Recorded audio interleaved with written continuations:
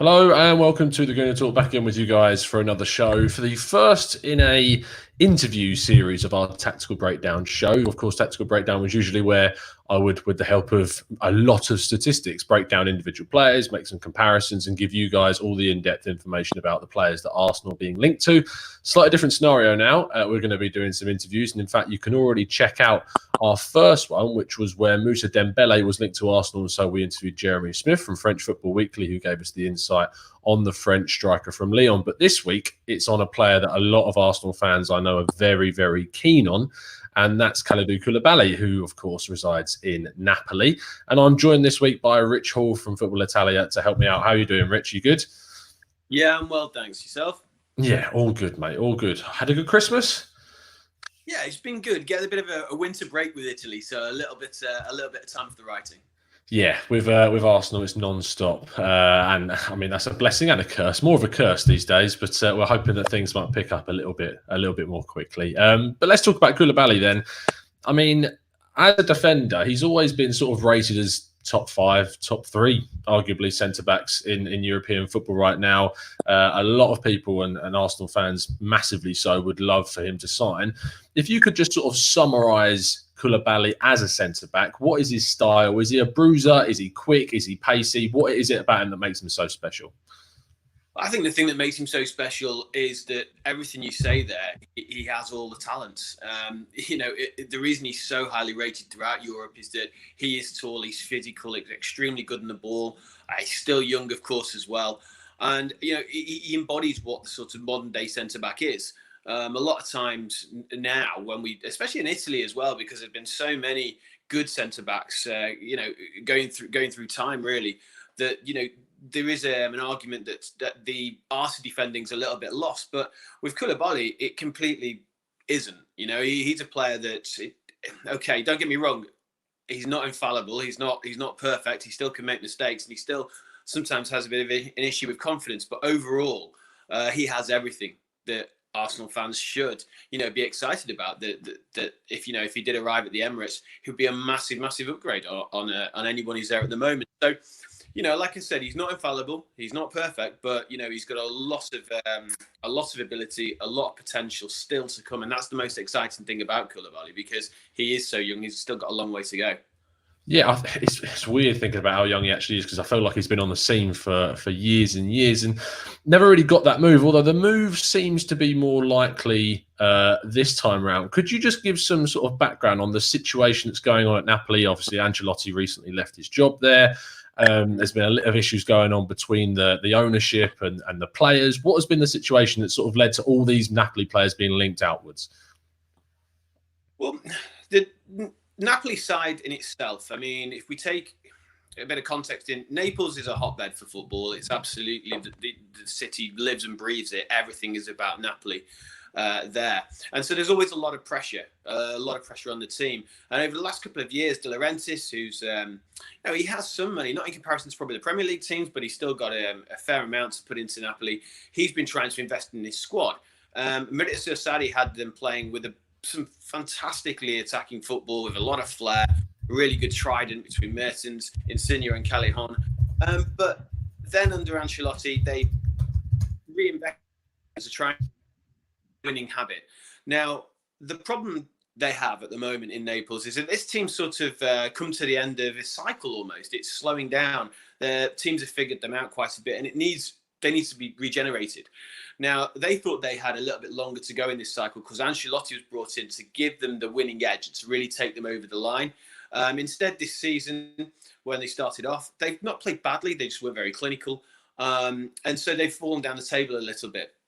Now, the problem was here is that De Laurentiis, the owner of the club, got very frustrated and said to Ancelotti, look, these players need to go into a retiro or a retreat, which is very commonplace in Italy where, say, for instance, if I use an example, if Arsenal were to lose on the weekend, or they had have lost, for instance, to Bournemouth, then the whole team would be taken off to a hotel, a training camp. No, they wouldn't see their wives, their children. They'd be gone for a week until the next game. Now, Ancelotti, as I said before, didn't think they were playing too badly. So he said to them, look, you don't have to go to retreat. And basically told the chairman that he was wrong. So there's a really tricky backdrop at the moment with Naples and with Napoli, because the president's fired Ancelotti, brought in Gattuso, who's an unknown quality, but he's been tasked with rebuilding this team. So this comes around to Coulibaly, because if they are to then reinvest in the team, potentially they may need to make a couple of sales, and Koulibaly is obviously seen as one of the major assets. His contract's up till 2021, so realistically, the time is now to go for him, because this regeneration of the Napoli team may depend on one or two of the players being sold, and they have got also quite a few players looking like they're going to be out of contract, like Dries Mertens. So we may have to see some regeneration through, as I said before, one or two key sales. Some of the things that make this deal more likely is that Napoli are quite keen, supposedly, on a couple of Arsenal's talents. Lucas Torreira being one of them, long-time link with him. There's been rumours of a 25 million, 30 million. There's been rumours of a 3 million loan move with an obligation of 27 million pounds after that. And also Sead Kolasinac has been linked to Napoli as well. Do you think these links to Arsenal's players have made it sort of the media's push to then link a Napoli player with that relationship, or do you think there is an element of credence to this Coulibaly move at all? It's interesting, because if I go from the morning papers in Italy, there's not a mention of Coulibaly to Arsenal in any of the Corriere dello Sport or Tutto Sport. There has actually been a mention of Kolasinac potentially going over, and the Torreira links have been going on constantly for the past sort of 4 or 5 months in Italy. So definitely interest from the Neapolitans of obviously two of Arsenal's players. Two players that De Laurentiis has said in the past, especially Torreira, that he's interested in, to work alongside Alan in that midfield to shore them up. And it's an age-old problem of Napoli that they've been needing centre-backs. Now, obviously, we've seen the rumours in the UK that it's either going to be Gabriel from Lille or Koulibaly that Arteta potentially wants to push towards. And it does make sense. I mean, Koulibaly has said before that he wants to play, abroad. He wants to go maybe potentially to England or to Spain. And again, I think there is an element of truth in the rumours there, because, again, as I referred to before, I think that both Napoli and Arsenal could find an eventually mutual agreement with this. The only problem is he's not going to go for cheap. I mean, I said the contract's till 2021, but any previous links to Koulibaly have been upwards of 80 million euros. So again, it does depend on whether, if a deal was structured, would it include players? Potentially, in Arsenal's situation, it would be likely. So I think there's always going to be some credence in the fact that Koulibaly could move, because, as I said before, he's a major asset. And if they are to regenerate this squad, this is a time. If you'd have asked me this time last year, I wouldn't have thought there would have been any chance of any team really getting hold of Koulibaly because of the situation when Napoli were in. But things have changed now. So it will be quite interesting to see if a deal is done, just how it's structured. And you're right, I do think it could involve a few Arsenal players going the other way. What do you make of the actual, if we just take a slight tangent then, flipping it a bit, with the Torreira links to Napoli, if we focus on that slightly, if we saw the links to AC Milan in the summer as well, earlier on in the summer, that were to Torreira, he's been an up and down player for Arsenal. He struggled under Unai Emery. He didn't really enjoy his sort of role slightly further up the field. Under Arteta in the game against Bournemouth, he played slightly deeper again in front of that back four, shielded them, and his first half was what I thought was excellent. Do you think that there is more of a chance that an Italian team like Napoli could now come in and unsettle Torreira because of his stint under Unai Emery being so tumultuous? Yeah, potentially. And as well, you got to think that when Torreira was at Sampdoria, he had such a good reputation that he left in Serie A. He's been linked to quite a few different clubs, as you say. Milan were one, Napoli obviously are the consistent one. And so he is very highly rated. So it's quite interesting in some respects, because I think that Torreira will know that. He will know of how he's seen. And Napoli, again, if there is a rebuild for this club, then it could be quite a good place to be. I would say, though, in one respect, his role in Italy was always a lot better when he was a lot deeper. So the fact that Arteta's played him in his traditional role again may give him some again. And you have to look at Napoli, and can you play Alan and Torreira together? Potentially, but does that mean he has to play higher up the field? So there's a lot of different variables in that. But when you look at I think one of the most interesting things for me will be just how that Napoli team takes shape, because Gennaro Gattuso, is still an unknown quantity because everyone thought he was going to be all blood and thunder as he was as a player. But his actual stint at Milan did see him play some quite intricate football. But again, he also has some really poor performances as well, where he didn't get the team going. So how that takes shape under Gattuso, how much money De Laurentiis is going to invest in that squad, it's an interesting one. But the times are changing in Italy at the moment because we're seeing the dominance of Juventus start to wane just slightly under Maurizio Sarri. Inter under Antonio Conte really look like they've got a good chance of winning the league this season. And so Napoli, they've embarked on a new project. So it just depends to see how they'll go. So, again, there's no guarantees is what I'm trying to say for Torreira going to Napoli and it being as exciting potentially as it was under Maurizio Sarri in the past. Bringing it back around then to Koulibaly then, looking at the impact he could have at Arsenal fans have always looked upon Virgil van Dijk as being that guy that came into Liverpool and completely transformed the defensive side. They always seem to have that free-flowing, fluid, really dangerous attacking lineup, but also seem really vulnerable at the back because they didn't have the centre-back. It was often Lovren that was paired with someone and it didn't quite have that stability. VVD came in and absolutely changed things. Do you think were to Koulibaly to come in, he would have a similar impact as what we saw with Virgil van Dijk at Liverpool? It's difficult to say because with Koulibaly, in some respects, I mean, if we look at the other season, he was immense on his own. This season, Napoli signed Manolas to go alongside him. And it hasn't worked as well. They have looked a bit vulnerable at some points. Look, I think that, as I said before, if Arsenal had to spend the money on him, the upgrade would be huge and it would be a noticeable improvement. I don't think there's many centre-backs in the world that just go into a side like Virgil van Dijk did and just completely change that. But again, for Arsenal, I think it would be an excellent addition because what he will give you is a calmness that you probably haven't always seen with the centre-backs at the moment. He's exceptionally good on the ball as well.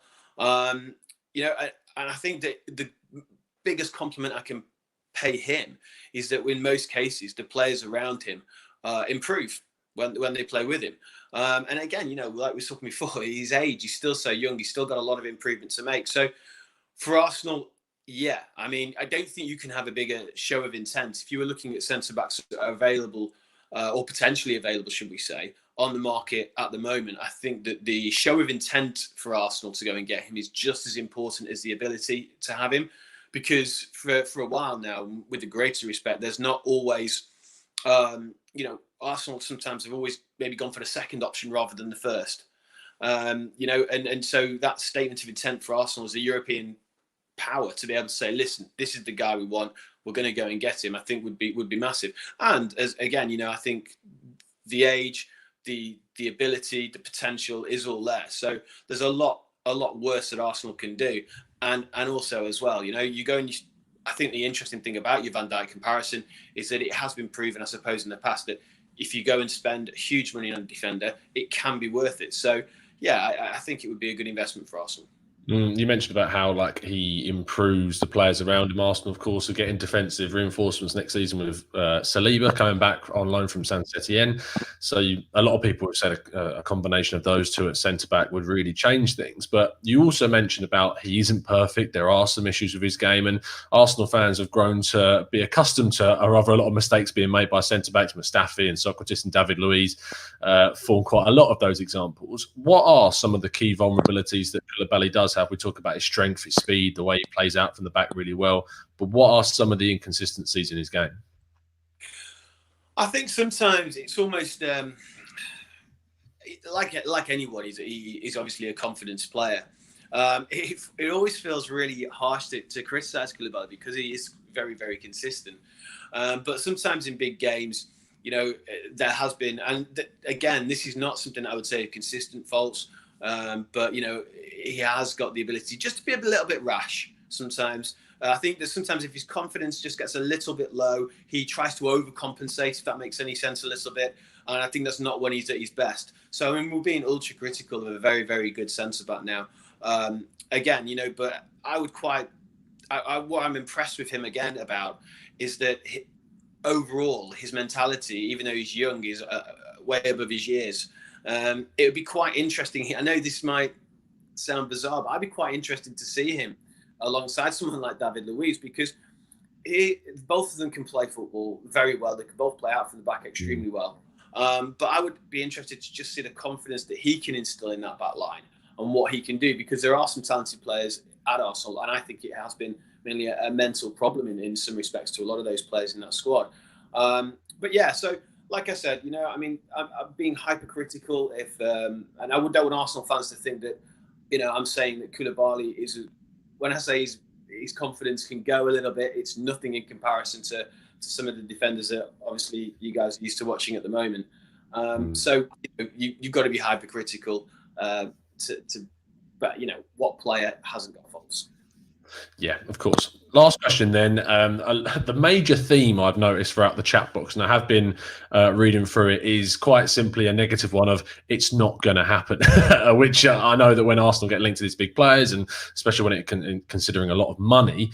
Now, we did talk earlier on in the interview about how the links to some of Arsenal's players and sort of the instability at Napoli right now makes this more likely. And as you said a year ago, you would have said there's no chance, but now there might be slightly more. So the last question I always ask during these is, one, how likely do you think a move is? And secondly, were it to happen, how successful would you expect it to be?